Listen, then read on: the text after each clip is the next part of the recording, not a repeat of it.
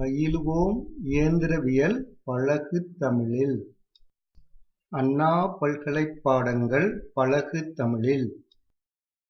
வழங்குவது தமிழ்மெக் தாளமுத்து.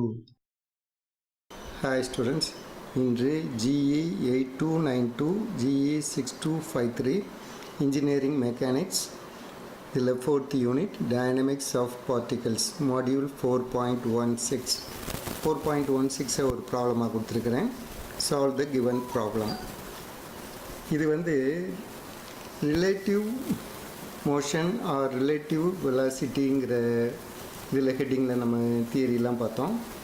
அந்த கீழே வர்ற ஒரு ப்ராப்ளம்.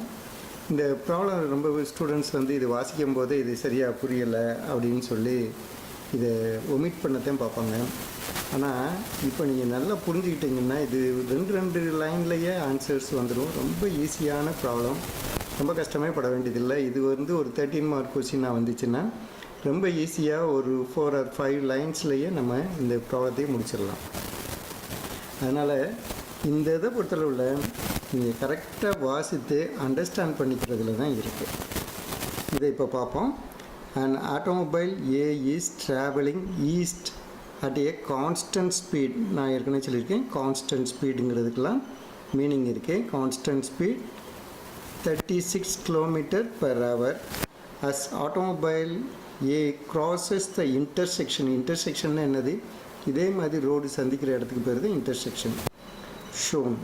இப்போ ஆட்டோமொபைல் ஏங்கிறது இங்கேருந்து இதை க்ராஸ் பண்ணி போகுது. இன்டர்செக்ஷனை க்ராஸ் பண்ணிடுச்சு.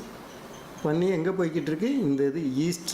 இப்படி போட்டோம்னா இதில் என்னது? இது மேலே இருக்கிறது நார்த்து, இந்த பக்கம் இருக்கிறது ஈஸ்ட். இந்த ஈஸ்ட்டுக்கு இந்த இதில் போய்கிட்டு இருக்கு. Okay. Automobile B starts from rest. இதுக்கும் மீனிங் இருக்குது. Starts from rest 35 metre north of intersection. இந்த இன்டர்செக்ஷன்லேருந்து நார்த்னா மேலே எவ்வளோ தூரத்தில் இருக்குது? 35 மீட்டர்ஸில் இருக்குது. 35 மீட்டர்ஸ்லேருந்து அது ரெஸ்ட்டாக நின்றுக்கிட்டு இருக்குது. இது க்ராஸ் பண்ண உடனே ஸ்டார்ட் ஆகுது. And move south with a constant acceleration. Constant ஆக்சிலரேஷனில் இந்த பிங்கிறது ஸ்டார்ட் பண்ணி வந்துக்கிட்டே இருக்குது. கான்ஸ்டன்ட் ஆக்சிலரேஷனில் வந்துக்கிட்டே இருக்குது. இப்போ determine the position, velocity and acceleration of B. இந்த பியுடைய இது பொசிஷன் எங்கே இருக்குது, அதனுடைய வெலாசிட்டி என்ன, அதனுடைய ஆக்சிலரேஷன் என்னன்னு எதை ரெஃபர் பண்ணி நம்ம சொல்லணும்? ரிலேட்டிவ் டு ஏ. இந்த ஏவை ரெஃபர் பண்ணி சொல்லணும். ஏ அந்த நேரத்தில் நம்ம சொல்லக்கூடிய நேரத்தில் எவ்வளோ தூரத்தில் இருக்குன்னா 5 seconds ஆஃப்டர் ஏ crosses த இன்டர்செக்ஷன். இந்த இன்டர்செக்ஷன்லேருந்து 5 seconds நகண்டு போயிடுச்சு. நகண்டு போய் இந்த இடத்துல அது போய்கிட்டு இருக்கும்போது இதனுடைய பி எந்த இடத்துல வரும், அந்த நேரத்தில் அதனுடைய ஆக்சிலரேஷன் என்ன, அதனுடைய வெலாசிட்டி என்னன்னு நம்ம சொல்லணும். ஓகே. ஆக இதை அண்டர்ஸ்டாண்ட் பண்ணுறதுக்கு தான் கொஞ்சம் கஷ்டம், ஆனால் ரொம்ப ஈஸியானது. இந்த இது மொத்தத்துக்கே ட்ராவல் பண்ணக்கூடிய தூரம் எவ்வளவு? 35 மீட்டர்ஸ் தான் வரப்போகுது. ஆனால் 35 மீட்டர்ஸில் பாதி தூரம் வந்துக்கிட்டு இருக்கும்போதே இது 5 செகண்டில் இங்கே போய் நின்றுது. இங்கே போய்கிட்டே இருக்குது. அப்போ தான் கேட்குறாங்க, இது 5 செகண்டில் போய்கிட்டு இருக்க தூரத்துலேருந்து இது எவ்வளோ தூரம், அந்நேரத்தில் இது எவ்வளோ வெலாசிட்டியில் வரும், இதை ரெஃபர் பண்ணும்போது இது என்ன ஆக்சிலரேஷன் அப்படின்னு கேட்குறாங்க. இப்போ கிவன் டேட்டாலேயே நம்ம 2 பகுதியாக எழுதியிருக்கிறோம். ஆட்டோமொபைல் ஏங்கிறது கார்னு வச்சுக்க. இந்த காருக்குடைய இது என்னவா இருக்குது? அவங்க இனிஷியல் வெலாசிட்டிங்கிறதே ஒரு வெலாசிட்டியாக தான் கொடுத்துருக்குறாங்க. அது ஏற்கனவே 36 km/h ட்ராவல் ஆகிக்கிட்டு இருக்கு. அப்போ அதுக்கு இனிஷியல் வெலாசிட்டியும் அதுதான், ஃபைனல் வெலாசிட்டியும் அதுதான். அது ஏன்னா கான்ஸ்டன்ட் வெலாசிட்டியில் போய்கிட்டே இருக்குது. அதனால் இங்கே இருக்கும்போது அதனுடைய வெலாசிட்டி அதுதான், இங்கே இருக்கும்போது அதனுடைய வெலாசிட்டி ஒன்று தான். 36 km/hன்னு இருக்குது. அதை நம்ம மீட்டர் பர் செகண்டுக்கு மாற்றிட்டோம். இது கான்ஸ்டன்ட் வெலாசிட்டின்னா அதுக்கு என்ன அர்த்தம்? அதனுடைய ஆக்சிலரேஷன் 0. ஆக்சிலரேஷன் கொடுத்தா தானே அது வெலாசிட்டியிலேருந்து கூடும். நல்லா ஆக்சிலரேஷனை குறைச்சா வெலாசிட்டியிலேருந்து குறையும். ஆனால் அவர் அப்படியே வச்சுருக்கிறார். ஆக்சிலரேஷன் கொடுக்கவும் இல்லை, குறைக்கவும் இல்லை. அதனால் ஆக்சிலரேஷன் 0வாக இருக்குது. அதுதான் இதுக்கான மீனிங். கான்ஸ்டன்ட் ஸ்பீடுன்னா ஆக்சிலரேஷன் ஜீரோன்னு அர்த்தம். எவ்வளோ தூரம் போயிருக்கு? 5 செகண்ட்ஸ் போயிருக்கு. ஆட்டோமொபைல் பிங்கிற கார் வந்து அது இனிஷியல் பொசிஷன் வந்து ஜீரோவாக இருக்குது. இனிஷியல் வெலாசிட்டி அது ஃப்ரம் ரெஸ்ட்டுன்னே கொடுத்துருக்குறாங்க. North intersection moves starts from ரெஸ்ட்டுன்னா என்ன? ரெஸ்ட்டாக இருந்து, அதாவது சும்மா நின்றுட்டு இருந்து கிளம்பியிருக்கு. அதனுடைய ஆக்சிலரேஷன் கொடுத்துருக்குறாங்க. அது எவ்வளோ நேரத்தில் இந்த இடத்துக்கு வந்திருக்குங்கிறதையும் கொடுத்துருக்குறாங்க. 5 செகண்ட்ஸ் நம்ம இந்த இதை கனெக்ட் பண்ணியிருக்கோம். இது 5 செகண்ட்ஸ் வந்திருக்கு. இது இங்கேருந்து போன இதில் இங்கேருந்து ஸ்டார்ட் பண்ணி இங்கே வரையிலும் போகும்போது 5 செகண்ட்ஸ் ஆகிருக்கு. அதே மாதிரி இதுவும் இந்த இடத்துலேருந்து வரும்போது 5 செகண்ட்ஸ் ஆகும்போது என்ன நடக்குதுன்னு சொல்கிறாங்க. இன்டர்செக்ஷன் டிஸ்டன்ஸ், இது ஓவரால் டிஸ்டன்ஸ் வந்து 35 மீட்டர்ஸ் கொடுத்துருக்குறாங்க. நம்ம இப்போ ஃபைண்ட் அவுட் பண்ண வேண்டியது relative position R B relative to ஏன்னு வாசிக்கணும். Distance R of B relative to A, relative velocity of B relative to A. இப்போ சொல்யூஷன் போவோம். சொல்யூஷனில் நமக்கு வந்து இது 5 செகண்ட்ஸ்னு இருக்குது. 5 செகண்ட்ஸை வந்து நம்ம ஏதாவது ஒரு மீட்டராக கன்வெர்ட் பண்ணிட்டோம்னா, டிஸ்டன்ஸாக கன்வெர்ட் பண்ணிட்டோம்னா நமக்கு ரொம்ப எளிதாக இந்த ஃபஸ்ட்டு இதுக்கு நம்ம எப்படி இது எவ்வளோ டிஸ்டன்ஸ்லன்னு வந்துச்சுன்னா ரெண்டையும் ஈக்குவேட் பண்ணிடலாம். அப்போ முதல்ல ஆட்டோமொபைல் கார் ஏவை எடுத்துக்கிடுவோம். கார் ஏ வந்து இப்போ அதனுடைய இனிஷியல் வெலாசிட்டியும் ஃபைனல் வெலாசிட்டியும் ஒன்றா தான் இருக்குது. 10 மீட்டர் பர் செகண்டில் இருக்குது. நம்ம ஆக்சிலரேஷனும் ஜீரோவாக இருக்குது. நமக்கு வேண்டியது டிஸ்டன்ஸ் வேணும். டிஸ்டன்ஸ் இதிலேருந்து நம்ம ஈஸியாக கண்டுபிடிக்கலாம். இந்த இதிலேருந்து ஈஸியாக கண்டுபிடிச்சிடலாம், எஸ்ங்கிற இந்த ஃபார்முலாலேருந்து. அப்போ S equal to ut plus half into டைமும் நமக்கு இருக்குது. இது 5 செகண்ட்ஸ் இருக்குது. Half at square. இதில் ஆக்சிலரேஷன் ஜீரோங்கிறதுனால இந்த காம்பனண்ட் வந்து ஜீரோ ஆயிடுது. இப்போ மீதி இருக்கிறது இது மட்டும்தான். அப்போ எஸ்ன்னு வந்து யூ வந்து என்ன கொடுத்துருக்கு? 10 மீட்டர்ஸ் கொடுத்துருக்கு. இது எவ்வளவு? 5 செகண்ட்ஸ். அப்போ 50 மீட்டர்ஸ். இப்போ 5 செகண்ட்ஸில் அது எவ்வளோ தூரத்தில் போய்கிட்டு இருக்கு? 50 மீட்டர்ஸில் இருக்கும்போது தான் இதனுடைய இது எங்கே வந்து சேர்ந்துருக்குன்னு இப்போ கேட்குறாங்க. அப்போ நம்ம இப்போ கார் பியை கனெக்ட் பண்ணுவோம். இதில் என்னென்ன எல்லாம் நமக்கு தெரியும்? யூபி தெரியும். யூபி நமக்கு ஜீரோ இனிஷியல் வெலாசிட்டி தெரியும். விபி தெரியும். விபியும் அவங்க கொடுத்துட்டாங்க.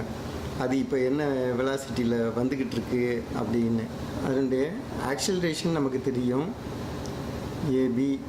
ஏபி வந்து 1.2 மீட்டர் பர் செகண்ட்னு கொடுத்துட்டாங்க. இப்போ நமக்கு டிஸ்டன்ஸ் தெரியணும். டிஸ்டன்ஸ் இருந்துச்சுன்னா நம்ம இதை ரிலேட் பண்ணிடலாம்.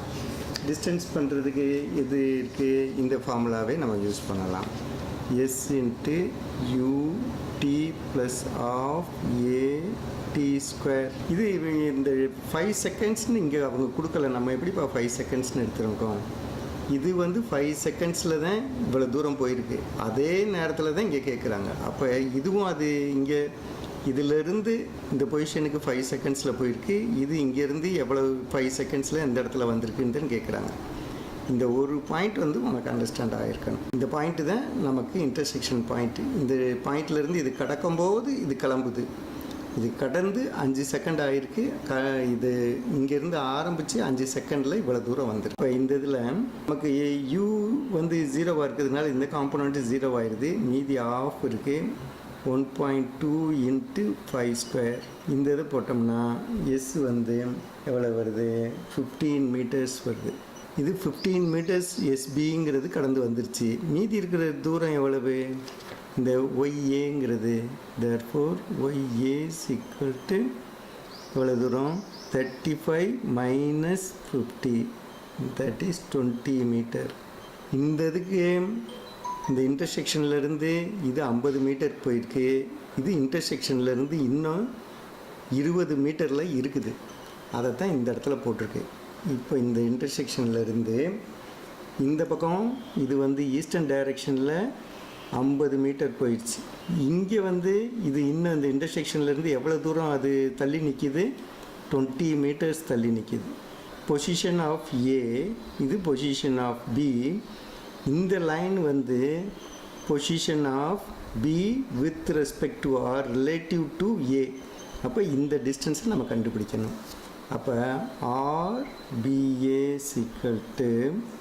என்ன பண்ணலாம், இது வந்து நம்ம பித்தகோரஸ் தியரம் போட்டோம்னா square root of 20 square plus 50 square 50 square 53.9 metre வருது. இது மட்டும் சொன்னால் பத்தாது, இது எவ்வளவு ஆங்கிளில் இருக்குங்கிறதையும் சொல்லணும். Angle alpha equal to tan inverse of opposite side வந்து 20, adjacent சைடு வந்து 50.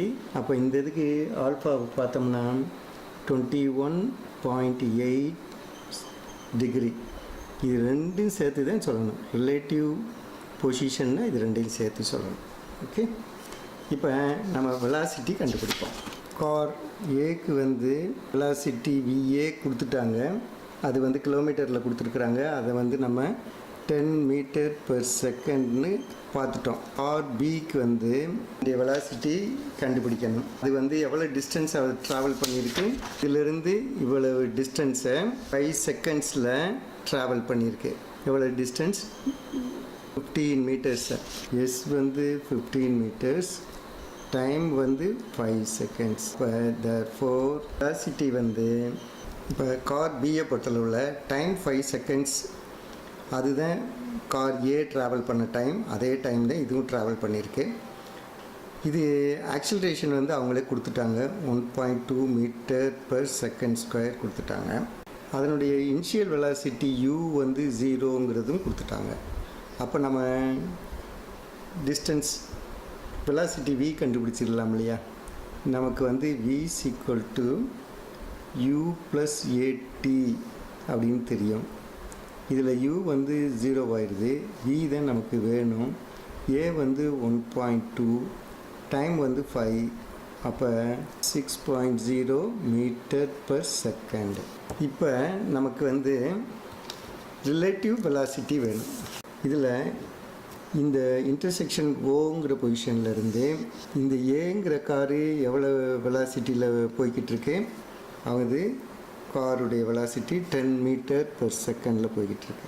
இந்த இது வந்து டுவர்ட்ஸ் சவுத் வந்து எவ்வளோ என்ன டிஸ்டன்ஸில் வருது, 6 மீட்டர் பெர் செகண்டில் வருது. இதனுடைய வேல்யூ வந்து ஆல்ஃபா. அப்போ நம்ம வந்து B relative to A, velocity of B relative to A பார்க்கணுன்னா இந்த இது பார்க்கணுன்னா என்ன சொல்லலாம், இதே மாதிரியே நம்ம பித்தகோரஸ் தியரம் போடலாம். 6 square root of 6 square plus 10 square, square root of 10 square plus 6 square, 10.66 metre per second. இந்த இதுக்கும் நம்ம ஆல்ஃபா பீட்டாங்கிற இதை கண்டுபிடிக்கணும். அது வந்து tan இன்வர்ஸ் ஆஃப் என்ன இருக்குது, ஆப்போசிட் சைடு வந்து 6. அப்போ 6 divided by 10, that is 30.9 degree. இந்த ரெண்டும் சேர்த்து சொன்னால் தான் ரிலேட்டிவ் வெலாசிட்டிக்கு கரெக்டானது. இப்போ இன்னும் ஒன்று கண்டுபிடிக்கணும் நம்ம. அது வந்து என்னது, relative acceleration of B relative to A. ஆனால் ரெண்டு இதுக்குமே ஆக்சிலரேஷன் நம்மகிட்ட இருக்குது. இதில் அவங்க கொடுத்துட்டாங்க, இதில் நம்ம ஆக்சிலரேஷன் 0. அப்போ 1.2 minus 0, that is 1.2 metre per second square. இந்த இதுக்கு எதுவும் நம்ம டயக்ராம் போட வேண்டியதில்லை. இது ஒரு ஆன்சர், இது ரெண்டும் சேர்த்து ஒரு ஆன்சர், இங்கே இது ரெண்டும் சேர்த்து ஒரு ஆன்சர். ஆன்சர் இப்போ கண்டுபிடிக்கிறதுக்கு இந்த சின்ன டயக்ராம் போடணும், இதுவும் போடணும். அப்போ இது வந்து ஒரு சிம்பிள் ப்ராப்ளம் தான். ரெண்டு லைன்லேயே இதனுடைய இது ஆன்சர்ஸ்லாம் வந்துடுச்சு.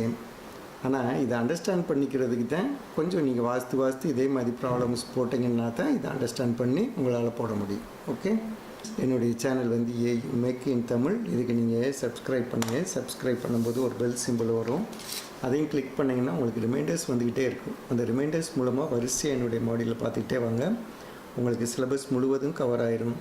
அப்போ நீங்கள் கான்ஃபிடெண்ட்டாக உங்களுடைய எக்ஸாம் அட்டன் பண்ணலாம், நல்ல மார்க்ஸ் ஸ்கோர் பண்ணியே பாஸ் பண்ணலாம். Okay, see you students, thank you.